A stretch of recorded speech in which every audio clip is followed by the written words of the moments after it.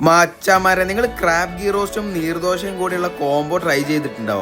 അതുപോലെ തന്നെ നല്ല ചൂട് ചിക്കൻ കറി മുട്ടയപ്പം ചേർത്ത് ഒരു പിടി പിടിച്ച് നോക്കിയിട്ടുണ്ടോ? ഇല്ലെങ്കിൽ തീർച്ചയായും ഒന്ന് ട്രൈ ചെയ്ത് നോക്കണം കേട്ടാ. നല്ല കിറുങ്ങാമണി സാധനങ്ങളാണ്. നമ്മുടെ പാലക്കാടുള്ള ഷെഫ് പിള്ളയുടെ സ്വന്തം സഞ്ചാരി റെസ്റ്റോറന്റിൽ ഇതുപോലത്തെ പുതിയ കുറച്ച് ഐറ്റങ്ങൾ വന്നിട്ടുണ്ട് കേട്ടാ.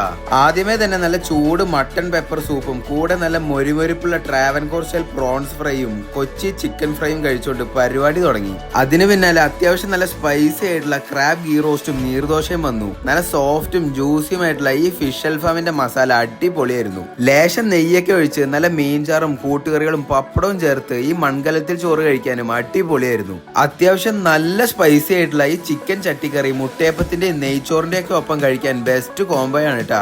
അവസാനമായിട്ട് ട്രൈ ചെയ്ത ഈ ചിക്കൻ ബിരിയാണിയും വാഴയിലൊക്കെ പൊതിഞ്ഞ സ്പെഷ്യൽ ഇടിയിറച്ചി നൈസായിരുന്നു. മധുരം ഇഷ്ടപ്പെടുന്നവർ ഈ കിടന്ന് ഇളകണ ടെൻഡർ കോക്കനട്ട് പനാക്കോട്ടയും നല്ല റിച്ച് ആയിട്ടുള്ള ഉണ്ണിയപ്പം തേൻമുട്ടായി ഫലൂടെയും തീർച്ചയായും ട്രൈ ചെയ്ത് നോക്കിക്കോ. ഒരു ഒന്നൊന്നര ഐറ്റം തന്നെയാണ് കേട്ടാ.